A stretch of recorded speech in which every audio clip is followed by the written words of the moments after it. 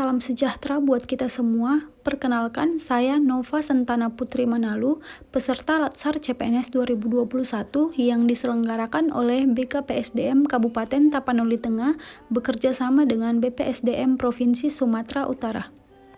Di video ini saya akan mencoba memaparkan mind mapping tentang akuntabilitas dan nasionalisme. Yang pertama, akuntabilitas. Pengertian dari akuntabilitas adalah kewajiban setiap individu, kelompok, atau institusi untuk memenuhi tanggung jawab yang menjadi amanahnya. Aspek akuntabilitas yang pertama hubungan, yang kedua hasil, yang ketiga laporan, yang keempat konsekuensi, yang kelima kinerja. Fungsi akuntabilitas yang pertama kontrol demokratis, yang kedua mencegah korupsi, yang ketiga meningkatkan efisiensi dan efektivitas. Tingkatan akuntabilitas. Yang pertama akuntabilitas personal, yang kedua akuntabilitas individu, yang ketiga akuntabilitas kelompok, yang keempat akuntabilitas organisasi, dan yang kelima akuntabilitas stakeholder. Mekanisme akuntabilitas birokrasi di Indonesia menggunakan alat yang pertama perencanaan strategis, yang kedua kontrak kerja, dan yang ketiga lakib. Adapun nilai-nilai dasar akuntabilitas untuk mencapai lingkungan yang akuntabel, yang pertama kepemimpinan, yang kedua transparansi, yang ketiga integritas, yang keempat tanggung jawab, yang kelima keadilan, yang keenam kepercayaan, yang ketujuh keseimbangan, yang kedelapan kejelasan, dan yang terakhir konsistensi. Langkah-langkah menciptakan framework akuntabel, yang pertama tentukan tujuan, yang kedua rencanakan, yang ketiga implementasikan dan monitoring, yang keempat laporan, yang kelima evaluasi. Dimensi akuntabilitas ada 4, yang pertama kejujuran dan hukum, yang kedua proses, yang ketiga program, dan yang terakhir kebijakan.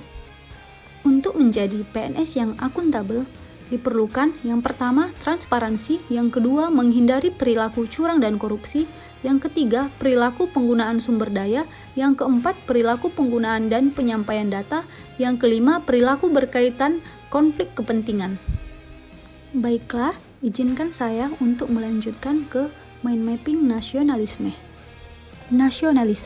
Nasionalisme dalam arti sempit adalah perasaan kebangsaan atau cinta terhadap bangsanya yang sangat tinggi dan berlebihan sehingga memandang rendah terhadap bangsa lain. Sedangkan nasionalisme dalam arti luas adalah perasaan cinta yang tinggi atau bangga terhadap tanah air dan tidak memandang rendah bangsa lain. Nasionalisme Pancasila adalah pandangan atau paham kecintaan manusia Indonesia terhadap bangsa dan tanah airnya yang didasarkan pada nilai-nilai Pancasila. Implementasi nasionalisme sama halnya dengan implementasi Pancasila, yaitu pertama nilai ketuhanan, kedua nilai kemanusiaan, ketiga nilai persatuan, keempat nilai kerakyatan dan permusyawaratan, dan yang kelima nilai keadilan.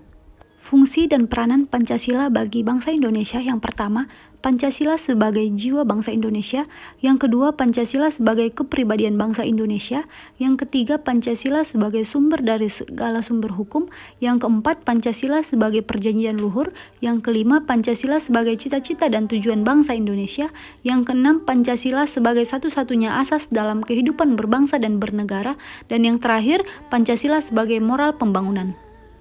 Peranan ASN.